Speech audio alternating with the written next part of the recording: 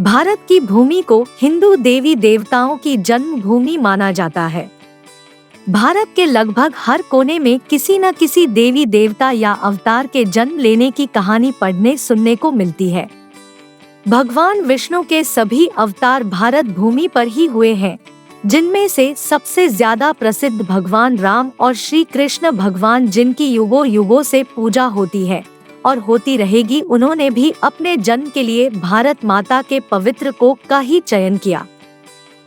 ऐसे में यह सवाल उठता है कि आखिर वह कौन सा खास कारण है जिसके चलते हिंदुओं के तमाम देवी देवताओं का जन्म भारतवर्ष में ही हुआ, जब हिंदू धर्म के अनुयायी भारत के अतिरिक्त भी दूसरे देशों में भी हैं।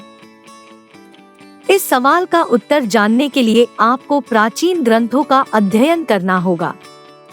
बताया जाता है कि आज भारत का क्षेत्रफल जितना दूर में फैला है, प्राचीन काल में वह उससे कई गुना ज्यादा बड़ा था और तब उस भूभाग को जम्बूद्वीप के नाम से जाना जाता था।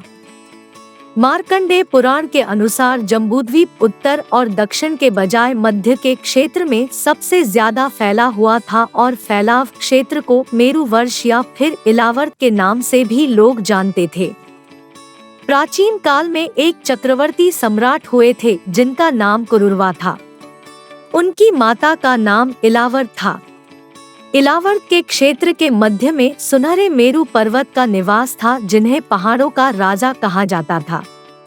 उस पहाड़ के ऊपर भगवान ब्रह्मा का नगर था, जो ब्रह्मपुरी के नाम से जाना जाता था।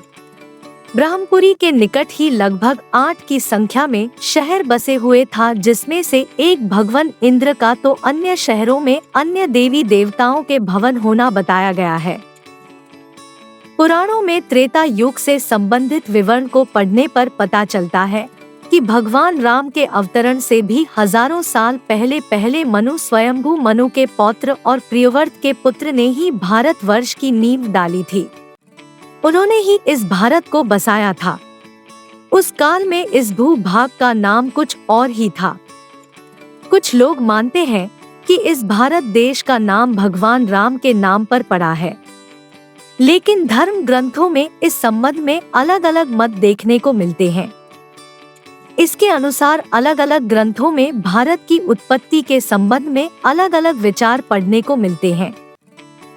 वायु पुराण में बताया गया है कि प्राचीन काल में कोई महाराज प्रियव्रत थे जिनकी अपनी कोई पुत्र संतान नहीं थी। इसलिए उन्होंने अपने नाती, जिसका नाम अग्निद्र था, उसे गोद ले लिया था, जिसका लड़का नाभि था। नाभि की पहली बेटी मेरु से जो बेटा पैदा हुआ उसका नाम ऋषभ था। इसी राजा के पुत्र भरत हुए और इन्हीं के नाम पर हमारे देश का नाम भारतवर्ष पड़ा। प्राचीन काल का भारत देश का क्षेत्रफल काफी विस्तृत क्षेत्र में फैला था और इसमें कई बड़े देश जैसे पाकिस्तान, अफगानिस्तान, श्रीलंका, बांग्लादेश, भूटान, नेपाल, ईरान, इराक और चीन की कुछ भाग भी भारत के अंदर आता था। हिंदुओं के मंदिर केवल भारत में ही नहीं बल्कि दुनिया के अनेक देशों में देखने को मिलते हैं। दुनिया के ऐसे कई देश हैं जहां प्राचीन मंदिर के प्रमाण मिलते हैं और भारत के अतिरिक्त भी बहुत से ऐसे देश हैं जहां आज वर्तमान समय तक सनातन हिंदू धर्म के रीति रिवाजों के अनुसार पूजा पाठ किया जाता है। थाईलैंड के राज परिवार पर सदियों से हिंदू धर्म का गहरा प्रभाव रहा है। वहां के निवासी थाईलैंड के राजा को आज भी विष्णु भगवान का अवतार मानते हैं।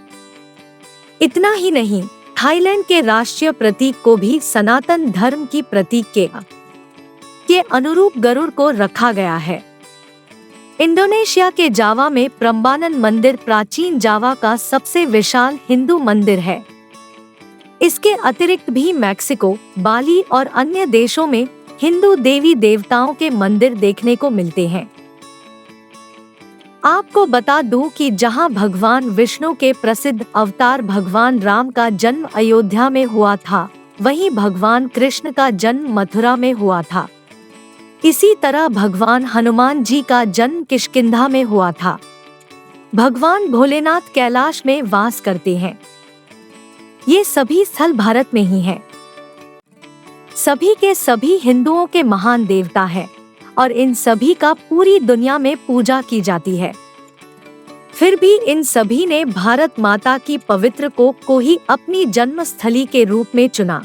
आज की यह वीडियो आपको कैसी लगी?